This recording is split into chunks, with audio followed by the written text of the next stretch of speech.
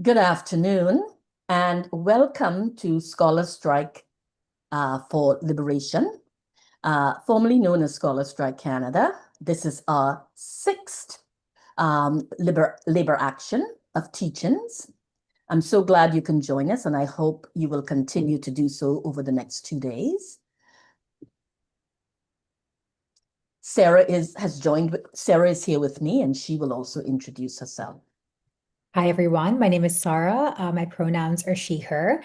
I am a student at the University of Toronto and a community organizer in Toronto. Before we begin with the programming for today, we must acknowledge the land that we are gathered on.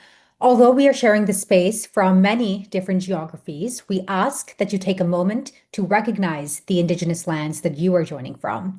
For those of us currently located in Toronto, we want to remind you that we are on the stolen land of Indigenous peoples from many different communities on Turtle Island, including the Mississaugas of the Credit River, the Haudenosaunee, the Anishinaabe, the Huron-Wendat, and the Seneca. While those of us who are not Indigenous have arrived as settlers on Indigenous territories in different ways, we acknowledge that Black ancestors and elders were forcibly brought here, enslaved through the Atlantic slave trade. We have a responsibility to Indigenous peoples here. And in this moment of heightened violence against our Indigenous Palestinian, Sudanese, Congolese, and Kashmiri siblings, we also understand the importance of our solidarity and recognize that we have, in many ways, let the Indigenous communities on Turtle Island down. We urge you to reckon with Indigenous people and our relationship to the land where each of us are situated. And we must not forget about the genocides and the wars affecting our siblings around the world. From Sudan to the Congo, to Kashmir, to Haiti, to Cuba, to the Tigray, to Yemen, to Iraq, to Palestine, and to Indigenous peoples around the world. We must continue showing up for one another day in and day out. We must refuse and dismantle the borders and the barriers that the colonial and imperial world have placed between our communities. And we want to make it very clear, right? Our organizing on this stolen Indigenous land means going beyond artificial tokenistic displays of land acknowledgements. Our land acknowledgements must come with real purpose and real action. They shouldn't just be empty words that co-opt Indigenous struggles without recognizing the necessity of land back from Turtle Island to Palestine. And with that, I will now turn it back to Dr. Bain. Thank you, Sarah. Scholars Strike for Liberation brings together scholars, activists, and students across the country and we ask that you not labor for the university institution during and over these 2 days. Instead, we invite you to follow the amazing teachings that will take place online today and tomorrow. Our theme for this labor action is generative forms of refusals. How do we envision and create new forms of refusals to colonialism, state and institutional repression, capitalist imperialism, occupation, fascism, and genocides? Leanne B. Simpson, Nishnabeg scholar and writer, tells us that refusal and resistance must be imaginative and generate new forms of visioning, building rather than dismantling. Tina Kemp, Black U.S. visual scholar, tells us that to refuse is not simply a rejection of oppressive conditions. It is a strategy of doing and thinking from spaces of possibilities. Generative refusals are practiced daily by artists, poets, writers, and activists globally. It is from many of the Black, Palestinian, Indigenous, and racialized radical liberationists who continue to refuse state, border, and institutional apparatuses to imagine and create otherwise. Today, you will hear from scholars, students, and activists who will share their creative imaginations and the work they're doing to ensure the creation and building of liberated worlds based on care and collective solidarity. These teachings lay bare the violence of our universities as faculty and students across all Canadian institutions in support of Palestine continue to experience various forms of sanctions for participating in protests and other forms of actions against Israel's genocide. These teachings shed light on the relentless bombing and starving of Palestinians, the chimera of a ceasefire in place, and Canada's lip service to a genocide in Gaza while conducting business as usual with the Israeli genocidal state. The teachings will connect to the work of activists and activist scholars and students who are organizing, resisting, and refusing Bill C-5, which is the Building Canada Act that runs roughshod over Indigenous rights and destructive to the environment. You will hear about the fight against Bill C-2, Strong Borders Act, which is the expansion of a deportation machine that will put hundreds of thousands of people at risk. These teachings reveal global imperialist will reveal global imperialist projects such as that of the US currently in the Caribbean region under the guise of stopping the flow of drugs while bombing and killing over 100 people in the Caribbean region and off the coast of Venezuela. In the context of the international and global, we will learn about the ongoing ethnic cleansing and raping of women and children in Al Fasher, Sudan, sponsored by the UAE and the US. I hope you will stay with us and continue throughout the weekend, the 2 days with us. And, we look forward to an engaging and exciting 2 days with you as well, in solidarity, in struggle. Thank you. I'll turn this back to Sarah. Absolutely. And so what can you expect today? From 12:15 p.m. to 1:25 p.m., we will be opening with a teach-in on state repression and academic freedom, featuring Desmond Cold, Shama Rangwala, Florence Ashley, and Tamanisha John. Then from 1:30 to 2:30 p.m., myself and Dr. Bain will be moderating a session on refusals. We will hear from students, academics, and organizers from across the country involved in active forms of refusals against genocide, ethnic cleansing, military occupation, extractivism, and more. Then from 2:45 to 3:45 p.m., there will be our second teach-in on the International Flotilla to Gaza, a lesson in refusal to Israel's genocide, featuring Dr. Suzanne Suish, Ms. Kwazin Agnew, Dr. Nanki Ray, and Dr. Yuping Ji. Then from 3:45 to 3:50 p.m., we will be offering closing remarks, and we hope that you can join us tomorrow starting at 11 a.m. Thank you, Sarah. And now we will turn it over to the incoming panel. So I leave it to Shama Rangwala to take over from here and introduce her panel, which starts us off for the day. Thank you very much and welcome to panel one.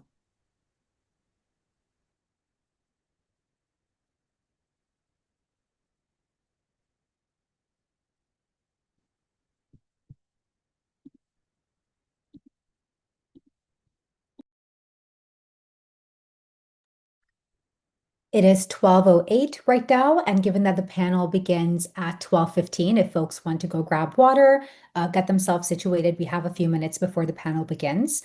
But again, thank you so much for joining us, and we look forward to engaging with these different topics and all of your thoughts as well throughout the day.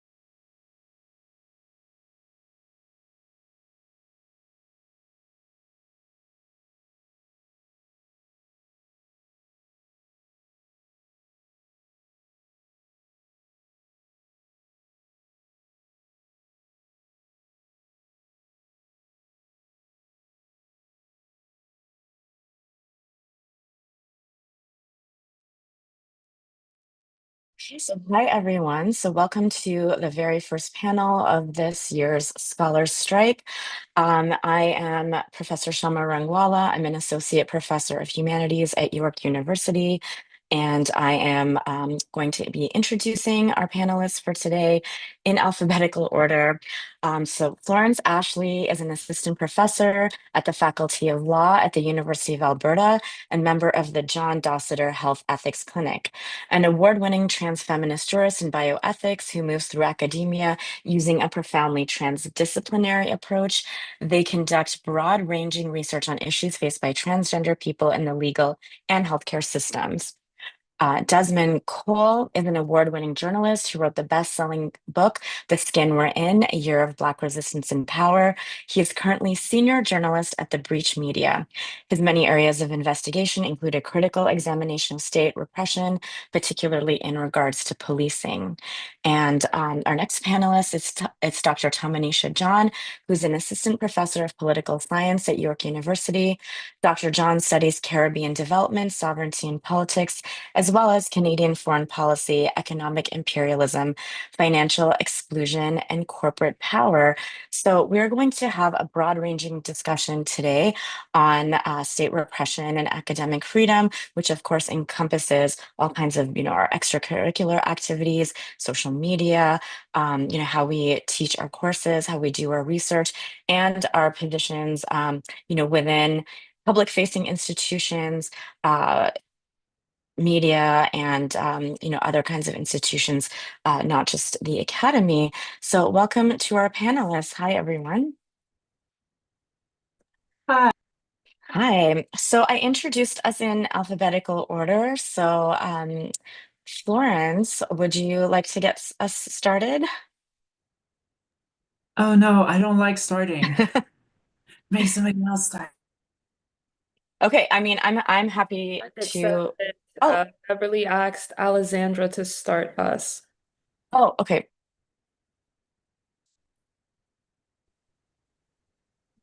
I think that's in this streaming, not for the panel.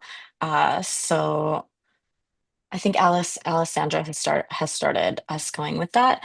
Um, Okay, then I'll start. okay, thanks. Okay, so hello everyone. My name is Tomanisha, and this is a talk on sort of state repression and academic freedom. And since this talk is going, I think, for an hour, I will try to make sure that I'm timing myself so that I'm not going over. So I'll give myself maybe 5 to 7 minutes. Can everyone hear me fine? Okay. So I think that my comments can help to frame the conversation, which is why I don't mind going first. But I think that academic freedom has always had a contentious relationship with the state and its stakeholders or those who wield capital and wave it at the university. And I think that today, too often, we're speaking about academic freedoms as having gotten worse or being threatened versus reminding ourselves of historical precedent on ongoing realities of actively pushing out those who tell the truth if we consider that truth to be too radical. I think that there's also a poor job done when talking about discipline histories when we also don't simultaneously inform our students as to why this contentious relationship exists between the state and capital vis-a-vis academic institutions and what academic freedom is. And so I've had students in my classes ask me, what is academic freedom? Or why are professors being fired or moving for these things? And so I think that because we don't do a good job explaining what academic freedom is and also the tensions that exist between the academy and the state, but then also the collusion that exists between them as well, normal people, including our students, can be tricked by the myths that the state and capital weaponize against academic institutions and academics themselves. And in general, academic freedom, of course, is the ability to pursue knowledge. And typically, this means conducting research to find out some truth, regardless of the consequences. And as such, it is typically entrenched by academic institutions since they purport to be, bastions of democratic inquiry and values and to educate students to speak authoritatively. As you can gauge by Edward Said's work, even as universities have only been allowed to thrive and enjoy their academic privileges, according to Goss, in exchange for the advancement and reproduction of certain ideologies or the dogma of powerful interest groups, rather than simply being neutral spaces in which all forms of knowledge can thrive equally. So it is the case that universities historically and in the present have generally found themselves serving specific ideological and political goals. And even though all of that is true, there are still two versions of academia that exist within these realities. And it is tapping into sort of the second type of academic that I'll talk about, able to take advantage of some forms of academic freedom that I think more radical thinkers or scholar activists or academics that are politicized and actually try to advance a vision for the world based on the truths that they find, um, advance.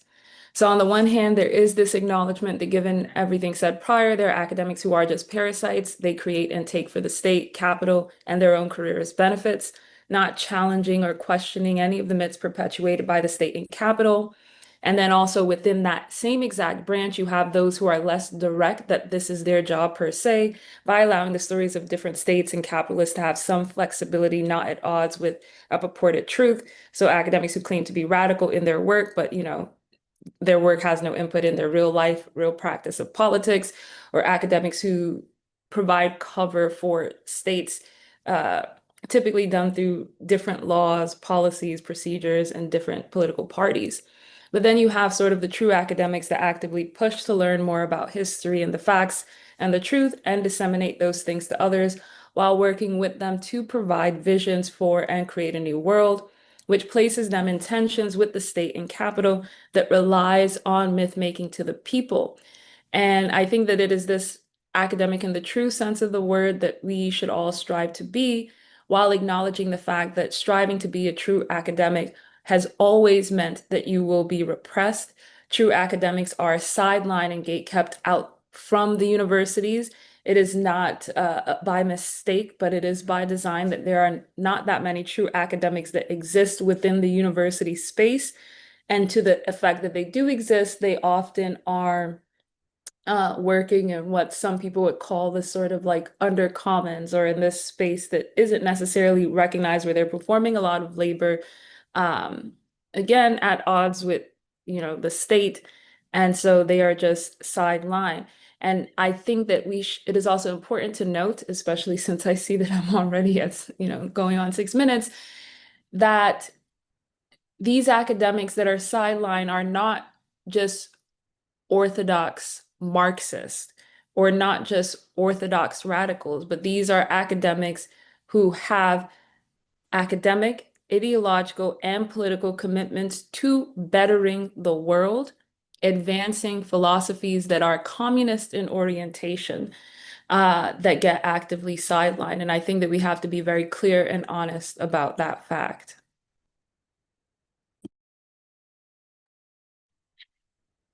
Thank you, Tamanisha. Yeah, I really appreciate this frame of what are the dynamics over a long history of state repression in the academy, not just these particular moments that maybe it becomes spectacularized.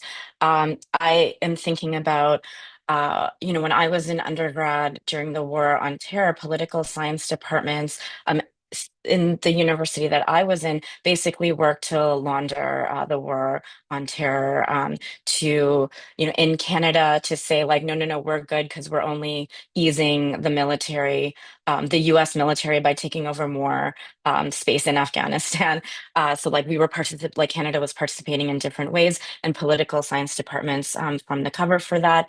We can think about, McCarthyism, also this distinction between, if you're a Marxologist who reads the text, which I think are very important, versus like doing other kinds of work that are communistic in orientation that are more threatening to the state.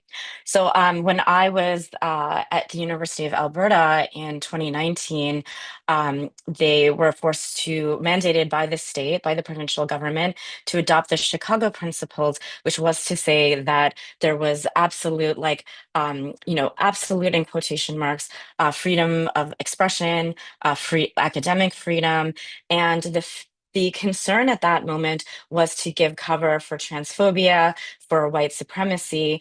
But we have known for a very long time that the real attack, when there is a gesture to this kind of fake absolutism, is on the people doing that critical work with the sort of internationalist justice aspect. And so Palestine Legal published a report, I think about a decade ago, on the Palestine exception. It's a quite thorough report.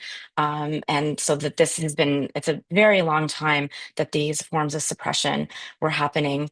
So, I will try to be brief as well. I'm concerned with the idea of form and content and the ways that liberal forms give the appearance of universality, but are determined by the interests of the state. And this is becoming more transparent as liberalism collapses.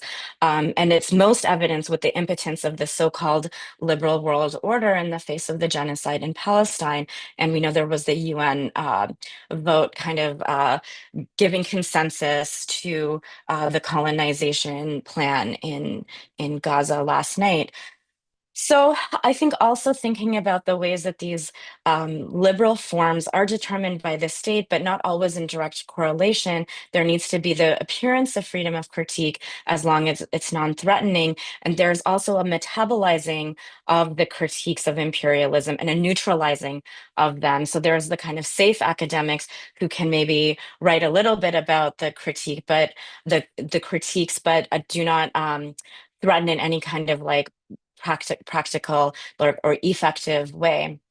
And there's a proliferation in the university, over the last decade, which I think is ending now, of administrative positions in decolonization and DEDI. And Stephen Thrasher, journalist, academic, termed this the overseer class. So even as the academy launders Canada's participation in imperialist wars, you have this proliferation. And it's actually, I would like to read this not as a hypocrisy, but that liberal discourses of reconciliation and decolonization internally, as long as they stay discoursive, like merely discursive, provide ideological cover, not only for the material violences of settler colonialism here, that in acknowledging that the violences can continue as long as you say, treaty acknowledgement, but also provide cover for imperialism externally. So when I'm talking about these forms, there's a lot of like the limits of this expression tends to be read as like, oh, it's hate speech. Even the Chicago Principles, it's hate speech. But what is hate when, there's like an antagonism against the state? Like I will always say, I'm a proud hater. Like I'm a hater of fascists. Like I have a lot of antagonisms that I'm like quite committed to. And so, when do those antagonisms become legible as threatening? It is when it is, against the state project. So one of the things that I wanted to mention briefly was the encampments, the Palestine encampments of, the 2020, earlier in the last year, some into this year, and what is legible as a violent antagonism. So at the University of Alberta, my alma mater, fellow panelist Florence Ashley is located there right now. The Palestine encampment lasted about less than 24 hours, and students and faculty were shot at with pepper balls. And there were many people who were appalled by the raids on those camps.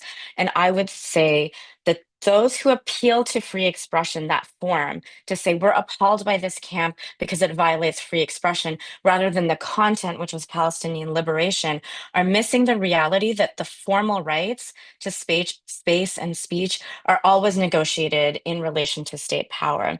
So if the limit of that expression is hate or harm as a threat to safety, then those terms are defined in relation to state interests. Again, why I always like to say, like, I'm a proud hater of many things like fascism, and capitalism being primary amongst those.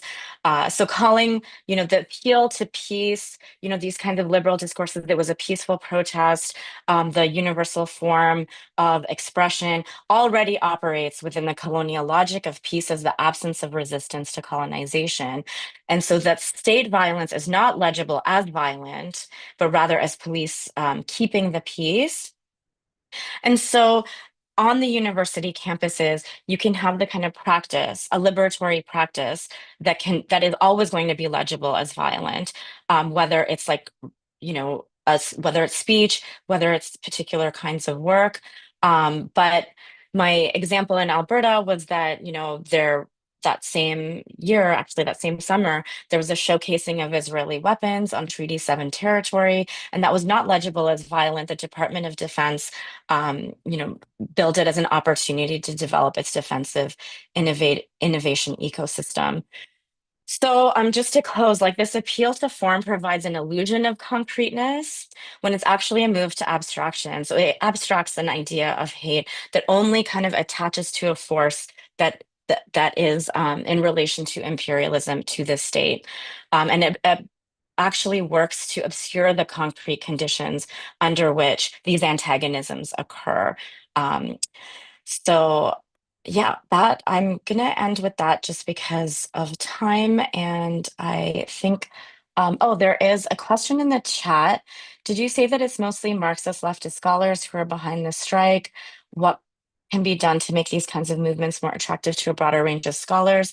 I think that's probably more of a question for the overall organizers. I would say that there's a liberatory practice in a lot of the work, like that is the commitment of Scholar Strike. But I think that people are coming from all kinds of intellectual traditions to that point. Okay, well, I was talking about the University of Alberta, so maybe I will turn to Florence now. Yeah, so thanks for that. And I thought I'd bring, I guess, a little bit of a sort of like a diagnosis of what happened at the University of Alberta recently, which was that in the wake of the whole Charlie Kirk um, assassination, there was, this movement to try to get any progressive academic in trouble for anything that was perceived as, frankly, not sufficiently kissing up to Charlie Kirk. And so I made the very, very, very grave offense of comparing him to Nazis. In fact, I'm not sure I would even say that's what I was doing in terms of like the kind of meme I was using, but one could plausibly read it as me saying that he was a Nazi, and in fact, I kind of stand by that. And somehow, a couple days later, after a new National Post journalist tried to, kick up a storm about that on Twitter, I was told I was placed on non-disciplinary leave over concerns over my social media posts and security concerns. And they played this line of sort of like, we're going to suggest that there was something wrong with what you posted, but we'll never fully outright say it clearly so that we can fall back on claiming that it was really just about your safety and there were threats against you. And that's kind of become their their message, like their line right now. Like they're insisting that, in fact, this was all just to protect me, but they never consulted me or anything like that. And to me, this is really sort of it's a story of a weak academia, and I want to be careful not to suggest that this is like a newly weak academia, but rather part of a broader pattern. But this particular instance is to me really about neoliberalism, a weak labor movement, and the creep of US style politics in Alberta specifically. So the first thing is that I have some reasons to suspect that there might have been political interference that that played into that. I don't actually know for sure, and I'm waiting for the results of my Freedom of Information request, which I'm told the preliminary search generated 1,039 pages of documents about me being placed on leave. And so I'm very curious about what's going to be in there.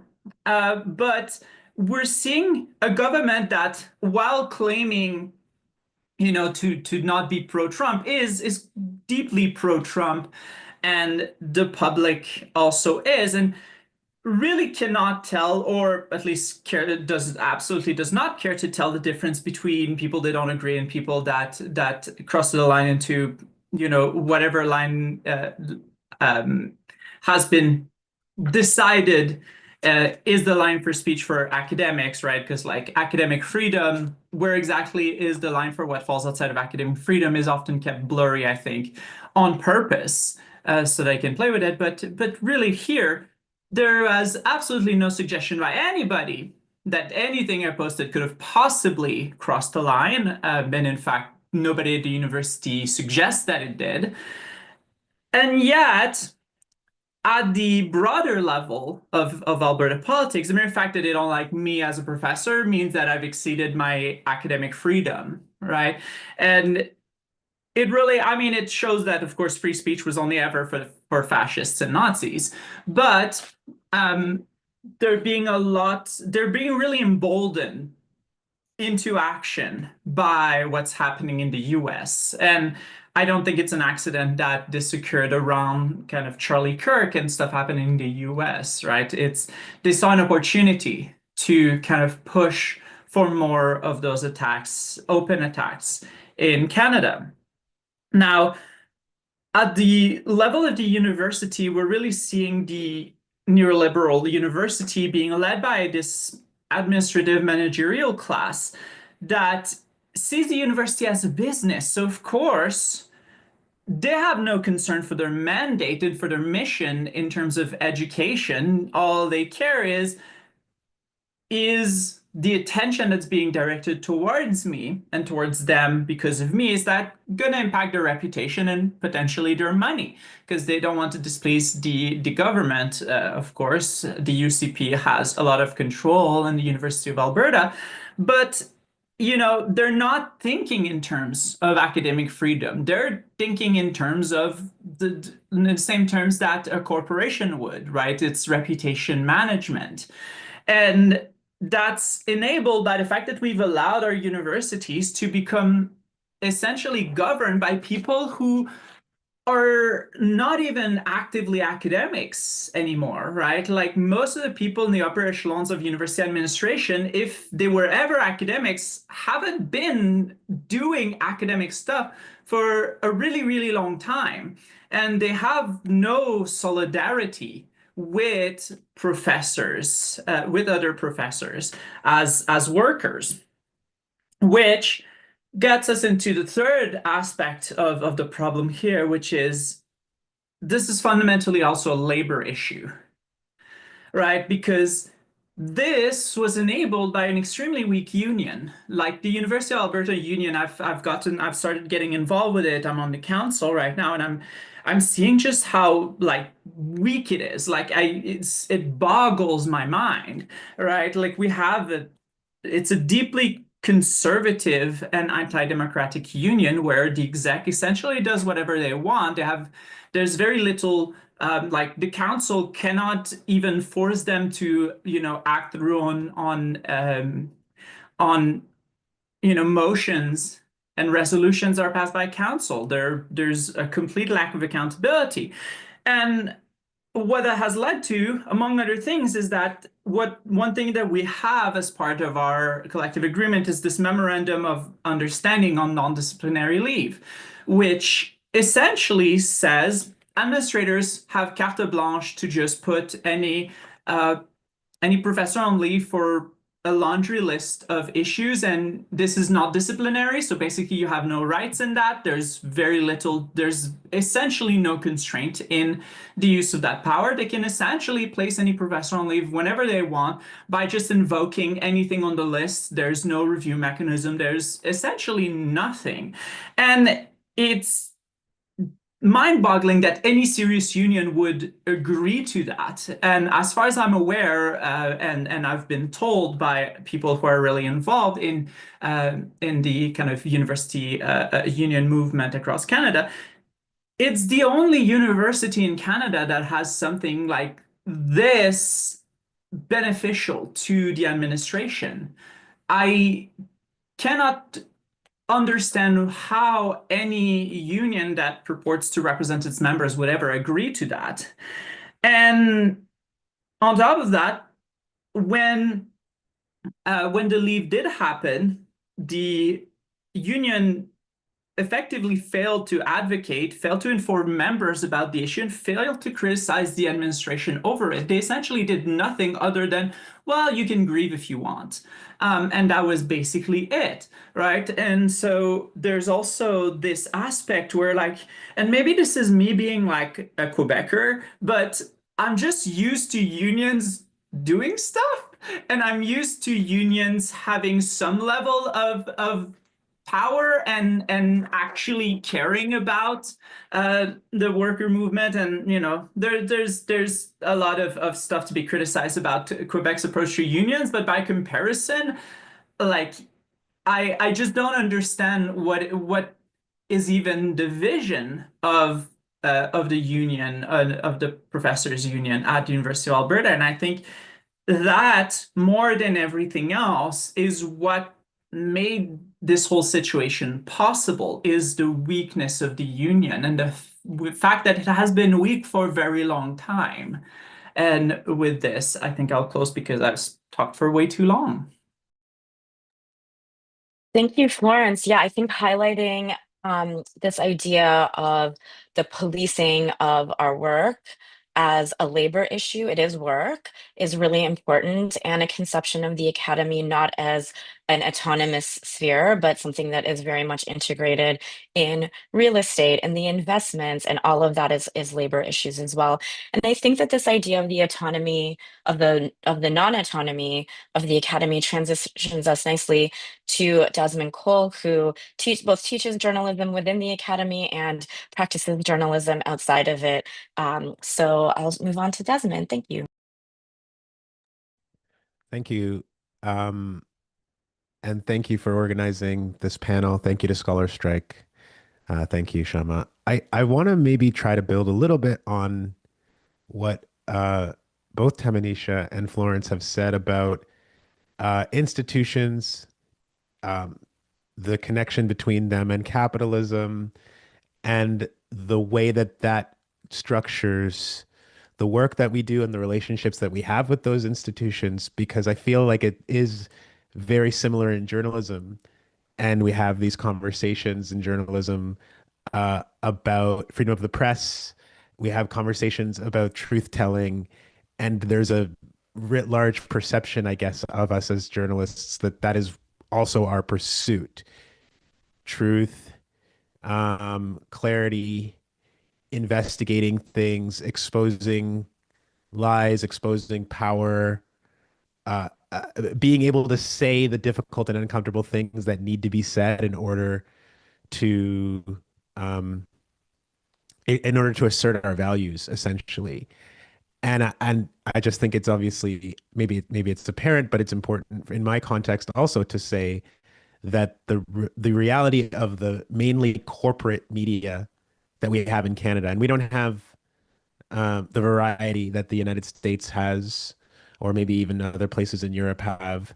Our media is controlled by a very small number of organizations, and that's what we consume. And that's what shapes our conversations. That's who's covering these issues of what's happening on university campuses, of demonstrations by students, and of statements by professors that are then leading to disciplinary action.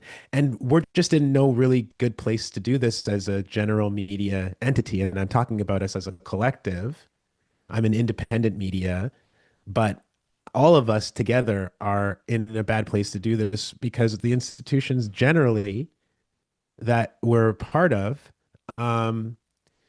they want to make a buck too.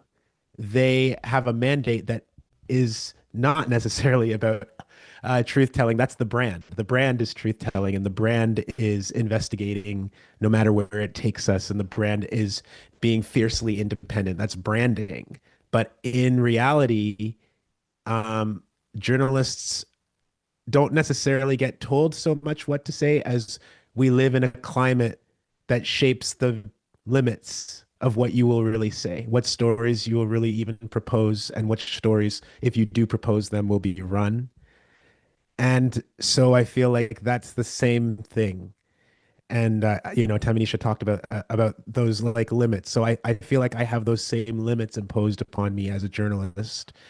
Um, I do work for an independent institution. I'm at the breach, and I'm not saying anything about the breach where I work now, but it's been 15 years of freelancing, and most of my interaction with media is corporate media. And when I do my own advocacy and I'm asked for interviews, generally speaking, it's also in the same corporate media um, landscape. So I guess what others have been saying is making me reflect on like what role does the media play in these conversations on free expression. And I have a quick story actually that came to mind because Shama, this just relates to something that you had said. I got a call recently from or an email from somebody at Amnesty International because they had been cited in an AI generated story which they did not participate in. Uh, I was also cited in this story, even though I also had nothing to do with it. The AI just decided to make up some interesting quotes for me that I suppose if you don't pay attention to my journalism, you could pass off as being me. They were very generic sounding kinds of supposed anti-racist critique, I guess. But the thing that was so funny to me about this piece and how I feel like if somebody knows what I've been doing in my work, they would know that this wasn't me who said it, is that I was cited as complaining about how anti-Black racism almost never leads to uh, hate crimes, criminal consequences. And I am not interested in the category of like so-called hate crime when it comes to anti-Black racism, particularly because I'm thinking about it as something, and this is why it relates to what you said, Shama, something that's coming from the state. People don't look at policing or at workplace discrimination and think of that as hate crime, right? Um, so the violence that we're facing as Black people doesn't fall into this category that is very flattening, and it is supposed to understand everything as just like a, don't know, derisive or irrational feeling towards the other, and a very interpersonal thing at that, rather than something that's happening between the state and the civilians. So similarly, again to what Tamanisha was saying, I think there are very few people in journalism who are willing and able to kind of step out and do that real dissident work to expose power. There are limitations on where people are going to go, and those limitations are mainly placed on them by their employer. There are certain things you just can't talk about in this industry, and there are ways that you can't talk about things as well, which matters just as much. And um, I guess we can get into the specifics of that too. But I'm also thinking about this. The final thing I'll say, I'm thinking about this too as um, a broader conversation uh, about the laws that are being proposed in this country around, um, you know, uh, spheres of physical space, bubble zones, where you can and cannot say certain things, where there are certain political expressions that you can and cannot make within these new um, designated speech areas, as we could call them. I can remember language like this being used as far back as like the G20 demonstrations, where Queen's Park was designated as the designated protest area. And then, of course, the police came to Queen's Park and raided it and kicked the crap out of a bunch of people.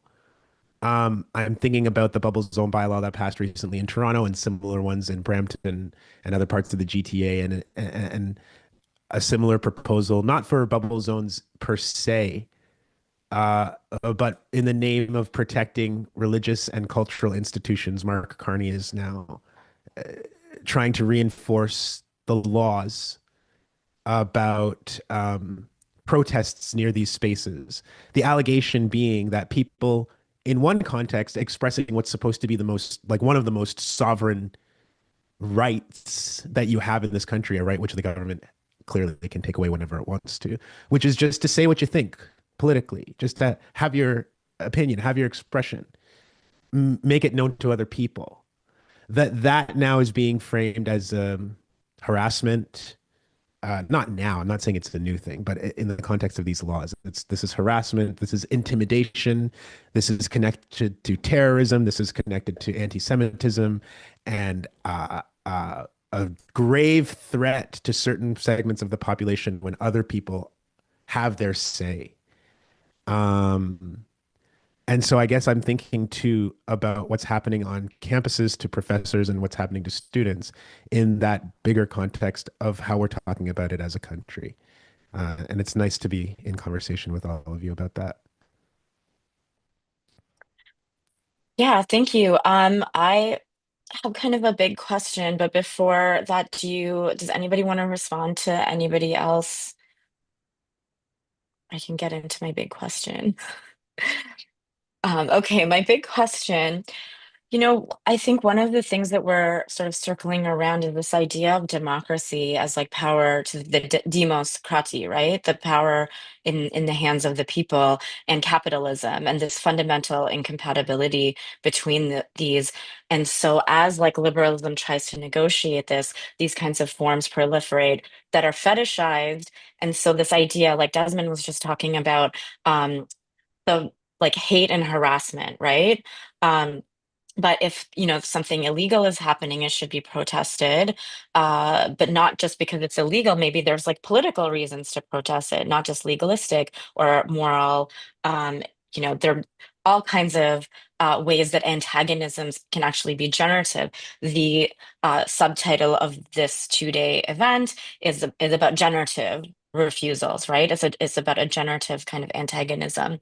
And so how would you see, like, where is democracy now? Like when you see something like mass protests and nothing happens, right? This was happening during the Iraq War. There's precedent to this, but all of the protests for Palestinian liberation, and Canada, there was a report that came out today that Canada is still using loopholes to send arms. So where is the will of the people? Big question. But it is the topic of the 2 days on the sort of generative refusals and collectivity.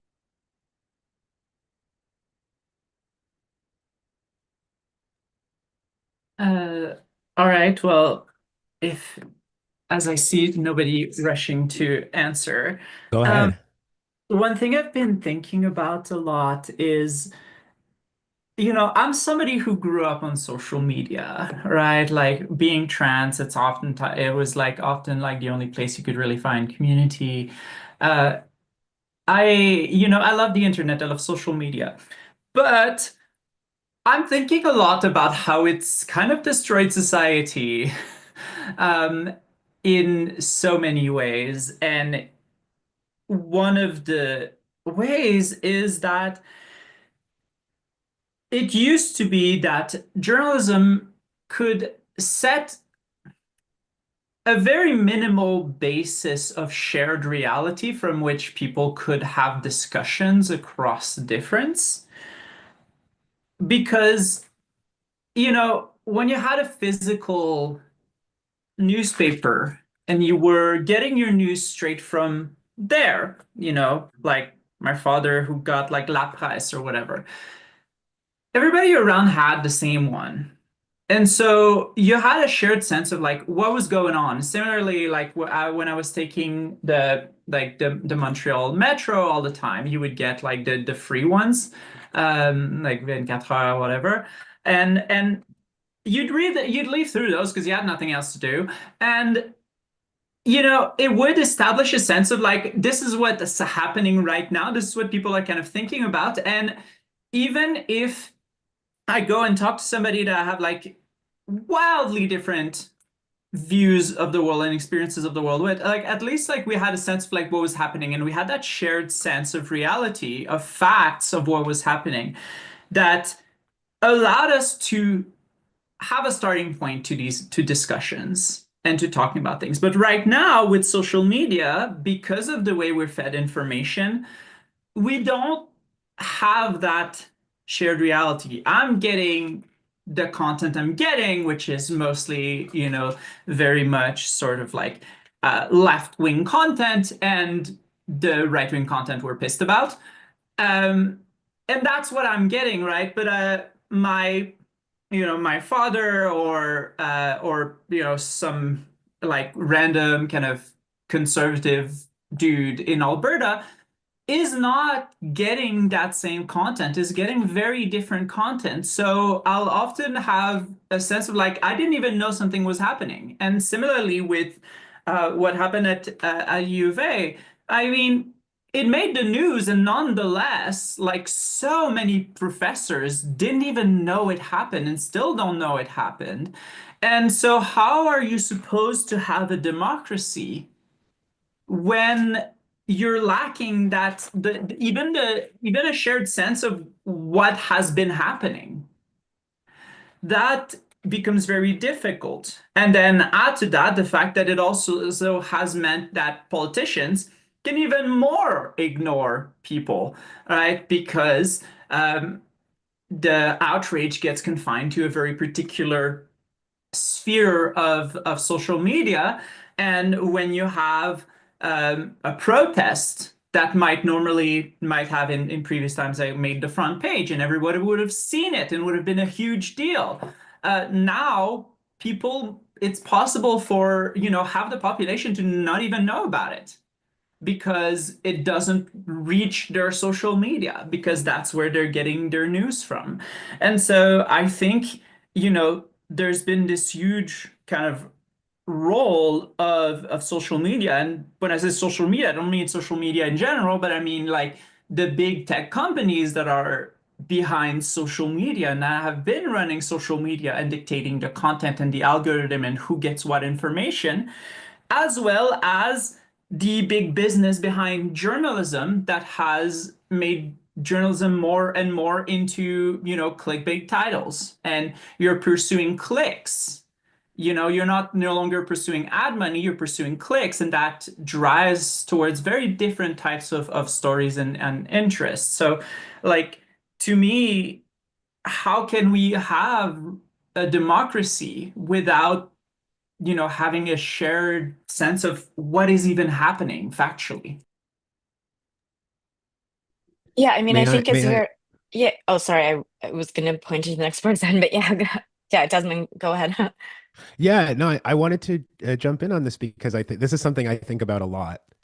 And I think in some ways, uh, the way I think about it is that this kind of like, I don't know if you want to call it this like Tower of Babel effect, where now we're all speaking a different language, Florence.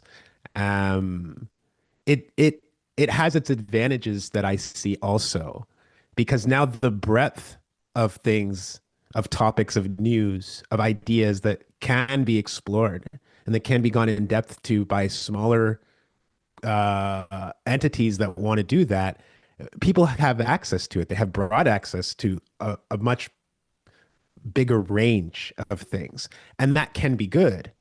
I think that when it comes to democracy, I feel like there's a certain alienation that I sense that a lot of us are experiencing, because I guess, as like you said a lot in the 90s and early 2000s when I was in university, that like we live in a global world now. And I think one of the implications of that is that our attention is being summoned, not just about, okay, well, what's happening on my street? What's happening in my community, and what are people around here locally saying? I would argue, in fact, that most people that are around me anyway are not always as focused on that as they are what's happening in the United States, first and foremost. Obviously, we always need to know about that. And also what's happening globally. And again, there's good, advantageous things about that. And then there are drawbacks because I feel like we are actually alienated from our local communities. And when we do want to take in information, as local news itself has been decimated because it's expensive and because the clickbait that Florence is talking about is so much easier to produce, and the sensationalism, whatever corner of the world that it comes from, and influencers and all of these things, there's like a lot of distractions. But I think it means that if you are going to tune in, you're like less likely to tune in to media to find out something about your actual local community where you're living, where you might have a chance to have like direct relationships with people and influence each other's direct lives. And you're more likely to tune into what's happening in America. What did these three politicians in Canada say today? Like, covering politics is not about issues and how they affect people. It's about what did the leaders say today and how do we feel about that? Who's winning and who's not winning? I think it's very hard to have overwhelmed by information. And when you're not sure how to take the information that's out there and apply it to something that's meaningfully going to improve your life. I started off in local news covering Toronto City Hall, going to committee meetings, going to community meetings and events all over the amalgamated city of Toronto and listening to people talk about like local community issues around housing or a community garden or transit, material, concrete things in their day-to-day lives, not what they think about a conflict that's happening somewhere else. And again, not to diminish that, but I'm just saying that if people's orientation towards what it means to be political is to kind of go and watch all these kind of big theater kind of media ideas and productions, but to not have a report about why the garbage isn't getting picked up in their neighborhood or why there are so many more camps of people living in their neighborhood at like a local level, and like what's happened and what's happened to the shelter system and what's happened to affordable housing. It can just be really alienating is all I'm saying. And I think that like that's a big problem for me in terms of how we have informed conversations and how we organize and make decisions that are going to change and improve our lives. Um, and I guess I will just say kind of quickly, and then I do have to hop off of here. But democracy is not a neutral term, and I think that we need to start being honest about that. And so I'm going to talk about sort of where's the will of the people in this global connections question that was raised. But like academic freedom, democracy is one of those terms invoked uncritically without ever acknowledging that democracy has never existed for the masses in capitalist societies. Instead, democracy is something reserved for the elites who are competing and battling out their inputs and preferences on the state. So when we talk about US democracy today, we're not talking about the millions of people who choose to vote or not vote. We're talking about the technological capitalist or AI capitalist versus the agricultural capitalist versus the industrial types of capitalists. And it is those elite interests that are engaged in democracy so that their preferences can be enacted or acted out by the state. And so when we understand that and we actually tell people that that is what democracy is when we're talking about democracy, I think that this question of where is the will of the people um, is easier to understand. A lot of people are disillusioned, and this just isn't people in North America, this is people globally. And there is a sort of global alienation and isolation because people are recognizing that their democratic systems don't work for them as the sort of contradictions within capitalism itself become more heightened. And they are becoming disillusioned at the same time that it is precisely tech capitalists which are gaining power that can more concretely and directly work to isolate and alienate people. And I'm young, but I did not have access to social media and technology until I went to college. I came from a very poor immigrant family. We didn't have TVs, we didn't have computers. I didn't get on the internet until the 2010s. And I realized back then And even today, I'm still not obsessed with phones or social media, but people are more in tune to what is happening in online spaces versus what is going on in their communities. And I think that that is designed by tech giants, because then people feel as if they have a sense of community online. And a lot of those communities tend to be reactionary ones, given that that is what is pushed by algorithms. And because they feel that their communities exist online, they are not experiencing isolation and the isolation of people around them to actually work to advance and change the situations that confront their community. There's a very small subset of people that are always going to realize the local contradictions that exist and work to change those local conditions. But not a lot of people are doing that because of the drug that I say is social media, where some people are legitimately addicted to it.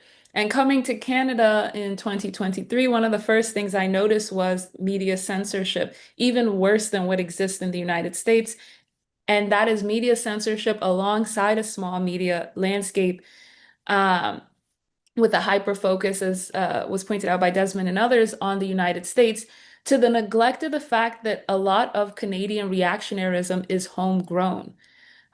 Canada, like the US, is still a settler colonial creation founded on indigenous genocide and dispossession and displacement. It engages in imperialism abroad. It exploits workers and migrants here. And this is all done without the United States. And I also have noticed that when I came to Canada, that there's this hyper focus amongst Canadians on the United States that just does not make any sense to me. But again, it shows that they are obsessed because of the communities they're involved with online, that they ignore the contradictions that are right here in Canada without the US. There is no United States policymaker dictating policies in Canada. It is the Canadian capitalist class that is doing that. And so I think that when we invoke the term democracy, we should be very clear that it is not a neutral term.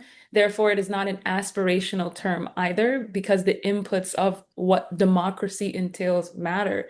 And I think that as more people are experiencing this disillusionment with democracy or the state, because you have a lot of governments globally that are sort of beholden to acting out US interest, given patronage to the United States or want for investments from the United States in the West, uh, we can make those connections about the fact that the state and democracy oppresses all of us, really, globally. But I think that those types of conversations won't be had until we actually work to create our own media alternatives that are also popular media alternatives. And that has to start with local communities first before they just become this global discourse where you're talking about what's happening in all of these other different places except for where you live.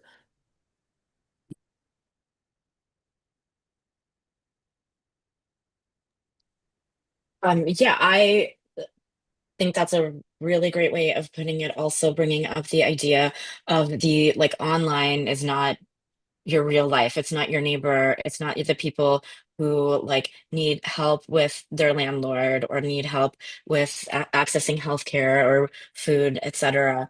I think also this idea, all of this stuff I think is, you know, like Ruth Wilson Gilmore was talking about this long ago, right? That these are not things that have just been articulated.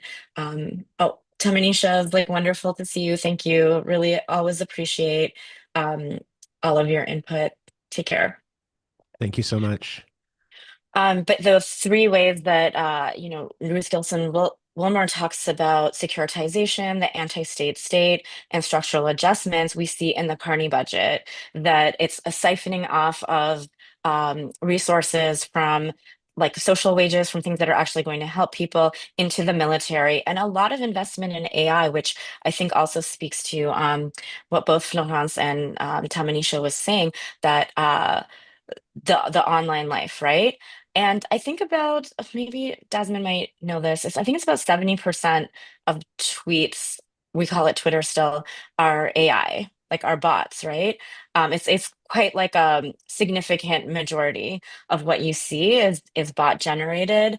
And people are consulting Grok, I always say, as if it's the Oracle at Delphi. And Grok is as if it's some absolute authority when it is actually determined by the programmers, right? And the head programmer, at least ideologically, is the owner, Elon Musk. And so, like, what does this mean for our expression? What does it mean, for somebody like Florence to tweet and get face consequences at their workplace for that, when this is the ecosystem in which those utterances are made? I feel like AI is also just like it's going to undermine our sense of reality so much more. And like, as a criminal law professor, I'm so worried also about like what that's going to mean for the criminal legal system because, well, the thing is, okay, it's hard to make a really believable like AI video right now on a consumer side of things, at least good enough to like fool a court or something, right? But CCTV is not exactly a very, high quality video. And so I would not be surprised if within the next few years we start seeing convictions based on people who like faked crime videos in order to, you know, essentially punish somebody they dislike, right? Sort of an extension of swatting. Instead of swatting, they're going to fabricate video evidence. And we're probably going to start people getting convicted, based on that. And one has to worry about the possibility of the police doing that too. As much as I would wish that that's not something I had to care about and be worried about, it's something I am worried about. And so I'm really worried about what's going to happen in the criminal legal system. And the fact is that on the other side, we're also going to see very powerful people get away with crimes because they're going to be able to pay for very expensive experts and lawyers who are going to argue that whatever evidence was AI fabricated.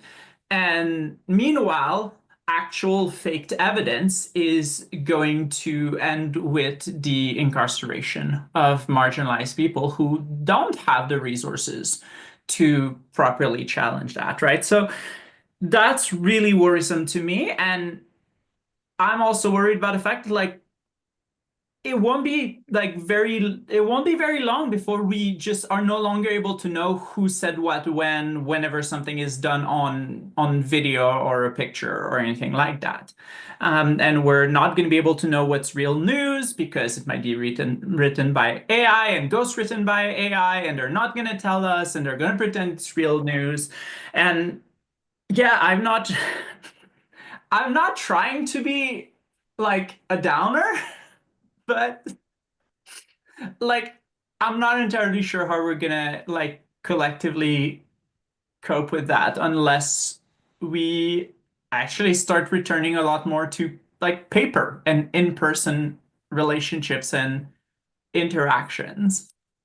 If I can say, I think that a lot of these dynamics make things really potentially scary and feel like they're going to muddy everything up.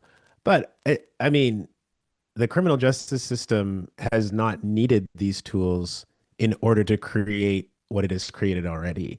And the disparity in who the criminal justice system is for and what it does to them has already existed without having all of this stuff. So I think it's important to remember that too. Like, when people in power want to enforce law, they're going to find a way to do it anyway.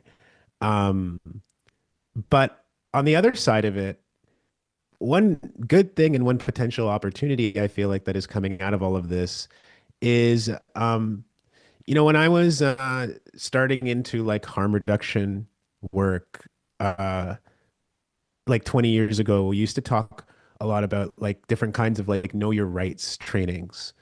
So for example, like I was on the board of a legal clinic, and that legal clinic also had a lawyer come into the drop-in center where I used to work for homeless and street involved young people. And they would, did you get any tickets this week? Have you gotten tickets for trespassing or for squatting or for going to the washroom outside? And have you been arrested by the police for anything else? Or have you been having any legal issues that we can help support you with? And that, of course, like flowed nicely into kind of what they called know your rights training, where you talk about like issues with carding in the city of Toronto. This is racial profiling. And what does the law say that your rights are? And now there's different ways of conceiving of this idea of like know your rights training. And I think you have to incorporate into it the analysis that Tamanisha has been bringing this entire conversation about, like these are constructs, like these are not absolute terms and ideas. The law is not giving you your absolute right to anything that you are seemingly protected under. You always have to fight for it. You always have to assert something beyond like human rights and the rule of law and all of those things, right? But right now, when all of these things are happening, I remember being on campus not too long ago and having conversations in I guess I was at Mount Allison, maybe University, and we were having conversations there because students uh, wanted to be able to demonstrate and were worried about the code of conduct at the school and how it was going to impact their ability to say and do things on campus, and whether this kind of climate of increasingly trying to like clamp down on certain kinds of expression in the university was going to influence them, and how. And they started learning a lot about the actual rules and um, code of conduct and everything like that at the university and teaching one another. And I think like that's always where it begins for me. So, the Black Panthers knew that no matter what the law said, a cop can take your life for no reason and get away with it. But they still educated themselves on the law. And then they went out and they did this kind of like action stuff in the street where they would protect people who were being jacked up by the police and saying, look, you don't have to answer that question. This is what your rights are in this situation. It doesn't take away the frame that Tamish is referencing of like this bigger problem of us accepting that our rights come from the state, or that these languages and these terms are lopsided. But what it does do is it begins to get people engaged in their own struggle, because you have to know what the code of conduct is at the university.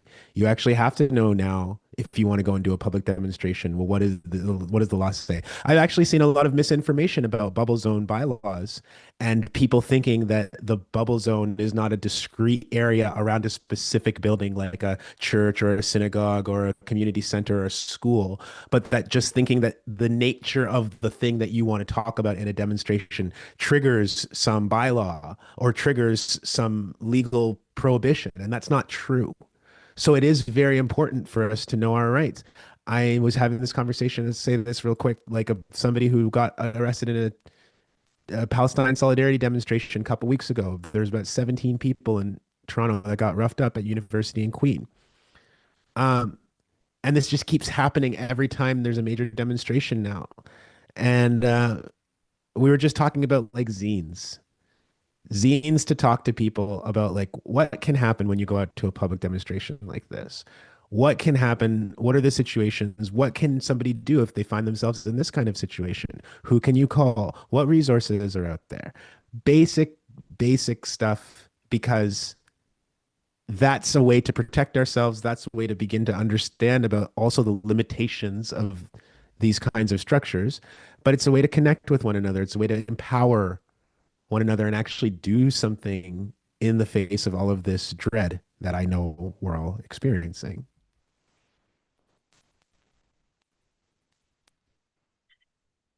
I was thinking in the few minutes we have left, if Florence, you teach law, um, Desmond, you teach journalism and practice it, and both of these are kind of circumscribed, by the kind of state interest in determining what is legal or not. And in journalism, there is a lot of censorship. So how do you talk to your students about navigating these, you know, these circumscriptions, like around censorship or state interests.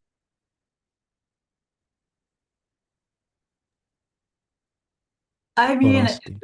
it depends on what kind of students, are talking about. Like one of the main thing I teach is the basic criminal law class, and the reality is that they're not really thinking about that quite yet, right?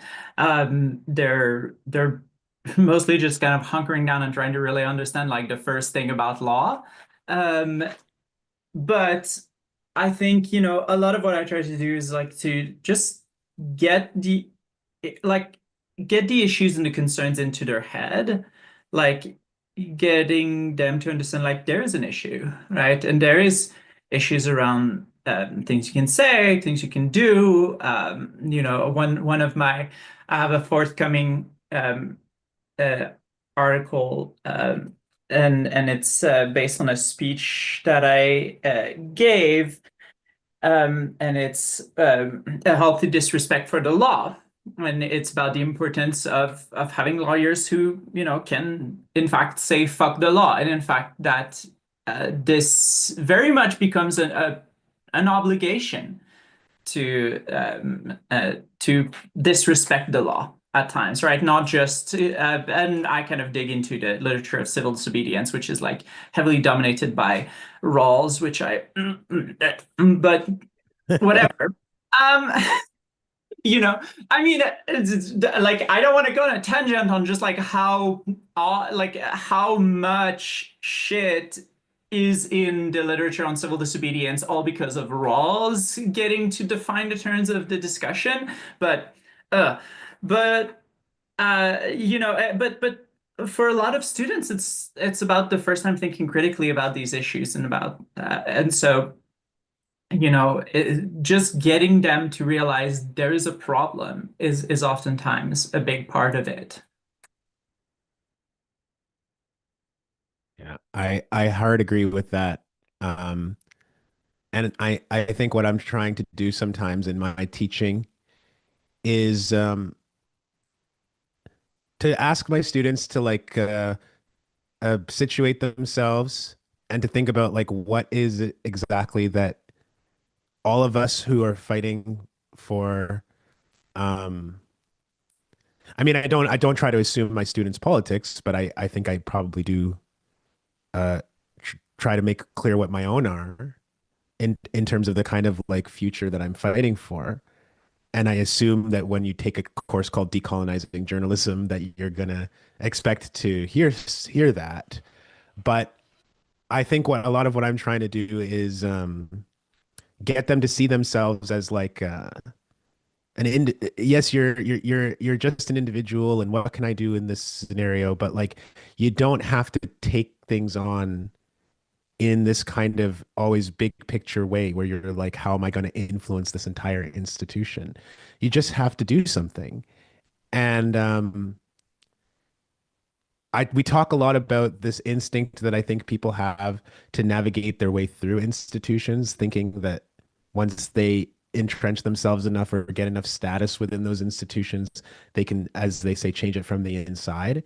And I try to really question what that even means, and that we all have an obligation, whether we work inside of an institution or not, to be pushing.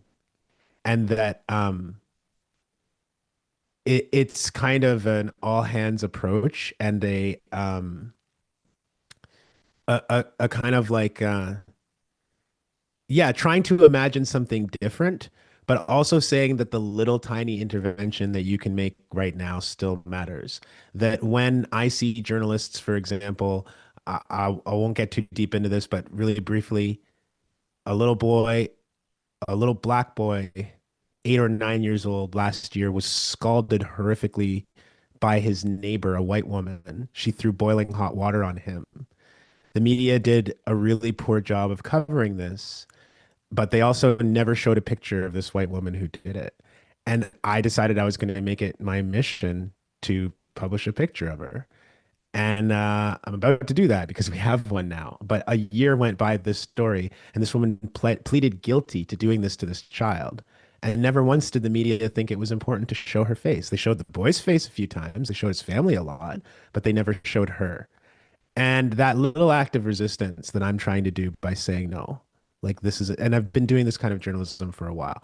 I want my students to understand that that is the beginning, that it doesn't challenge or unseat completely the institutions that I'm warring against, but it doesn't have to on its own. And it's a practice that helps people to think better. That as Florence is saying, that gets people to even recognize an erasure, recognize an omission, recognize that something is a problem.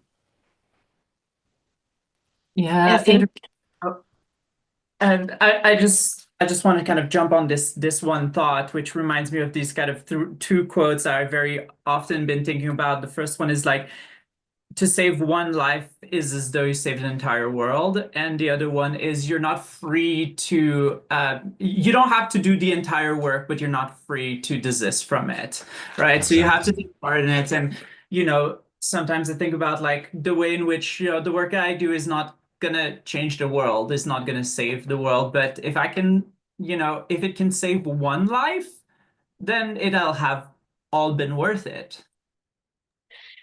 I love this as a place to wrap, and I really think what both of you just said, and Tamanisha's critique of definitions and the very frameworks under which these conversations are conventionally happen. I think this panel has modeled the critique of those conventions, and also a starting point for people to really, yeah, dismantle those epistemic frameworks and hopefully move on to some kinds of practice. Go in your community, meet your neighbors, talk to them, do things in person. Thank you so much, Desmond, Florence, and Tamanisha. It was really wonderful to be in conversation with you, and thank you to Scholar Strike. Thanks, Shama.